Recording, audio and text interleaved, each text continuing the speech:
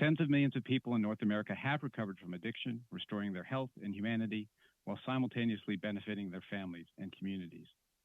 Increasing the number of people who leave active addiction and enter recovery is a worthy goal to which all service providers and policymakers should aspire.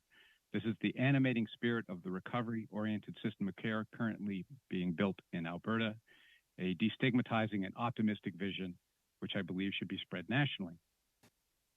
Wonderful. I appreciate it, and I want to thank both witnesses for providing testimony here today. And I'm going to start out with Dr. Humphreys. I really appreciated how your entire report from the Stanford Lancet, and I'm going to pull one quote. At the same time, evidence clearly shows the folly of assuming the population health inherently improves when healthcare systems provide as many opioids as possible with as few regulatory constraints as possible. Policies that should attract skepticism include the dispensing of hydromorphone from vending machines and prescribing a range of potent opioids and other drugs, i.e. benzodiazepines and stimulants, to individuals with OUD in hopes of creating a safe, addictive drug supply and eliminating the supervision of methadone patients, i.e. converting the system to unmonitored long-term prescription on a take-home basis. I was wondering if you could expand on that a little bit, because I think this is so much the crux of the issue we're in. So the Commission is very positive about medication-focused treatments, where people are monitored and supported, as I mentioned, methadone maintenance clinics and other opioid agonist therapies. At the same time, the Commission looked at the history of what happened in both our countries around widespread prescription of opioids given with very little supervision in the community. We were assured by the companies and by doctors that no harm would result. Prescriptions went up dramatically, and that is how this whole crisis started. So to say that now, for some reason, now if we distribute opioids without any supervision, that same thing won't happen again, really beggars belief. That contradicts our very recent historical experience, both in Canada and the United States. So we didn't recommend doing the same thing as before and expecting a different result. And I think that that's an important piece to say, and like the entire idea where so much of where this opioid epidemic started was in fact from the OxyContin in the 90s, 2000s. And so the whole piece around diversion and the increase of 400% increase in prescription opioids. And so my question to you is, what do you think that we could do better or differently? And you kind of touched on the Alberta model, and I'm wondering if you can explain why you think Alberta is doing it right. I agree with you. I think Alberta is doing it wonderfully. I'm very proud of my province for taking this leadership, but I'm just wondering if you could give some descriptions from a medical perspective as to why Alberta is leading in this. So Alberta has made a major fiscal commitment to treatment of all sorts. They have, extensive opioid agonist therapy. They have residential rehabilitation. They also, by the way, have very strong investments in harm reduction. What they're doing that is different from a lot of other places around the country, my country too, is first off, it is a system. All the parts are integrated together. There's a province-wide plan. There are steps of care that people go through so they can go on a pathway to come out at the end much better off than they went in. And the second thing, as I mentioned, is this optimistic idea of recovery.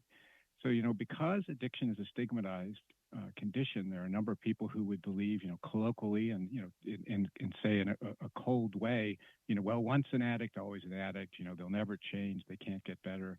And the Albertan model believes, no, that is not true, that in fact people can recover. We have millions and millions of people who have recovered, who are productive citizens, who are connected to their families, who are people we prize and cherish in the community. And setting that as the goal, as the aspiration, is extremely important, rather than saying we're just going to manage this population and we don't really expect much out of them, and at most we might be able to help them live till tomorrow, and that's all they can ever achieve. That becomes a self-fulfilling prophecy. And so I admire the fact that, when I've gone up to Alberta and visited, seeing what they're doing, that vision that every single person is capable of having a much better life through recovery than they have right now. And you touched on it very briefly in your opening statement about how you were one of the policy drug advisors for both Presidents Bush and Obama. So you've crossed party lines when it comes to policy piece. I'm just wondering, what did you learn in those roles that you think Canada could and should adopt?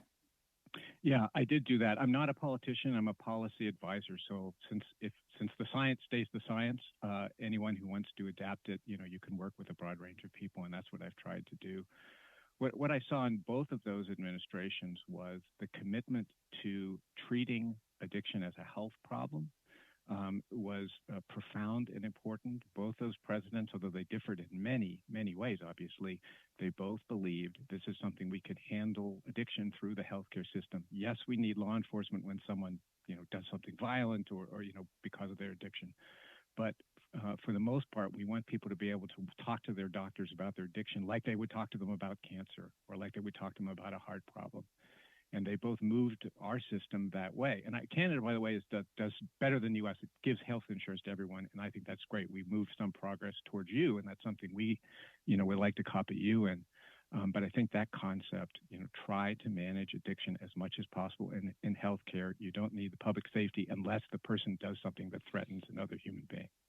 Well, thank you. We agree completely from our perspective, at least on the conservative benches, that addiction is a healthcare issue and it needs to be treated as healthcare in order to move forward and destigmatizing those conversations so that people can actually have those conversations with their doctor and get the treatments they need in an appropriate manner is absolutely required. So I just want to thank you for your leadership on this and thank you for being part of this committee. And if you have anything further that you'd like to add, I know I was reading quite a bit about your 24/7 recovery model. I didn't unfortunately get an opportunity to ask you any questions on that, but if you could perhaps send a brief into the committee on that, that would be much appreciated so that everyone else on the committee could learn a little bit about that model as well. Thank you, Ms. Goodrich. I would be happy to do that. Thank you, Dr. Humphreys.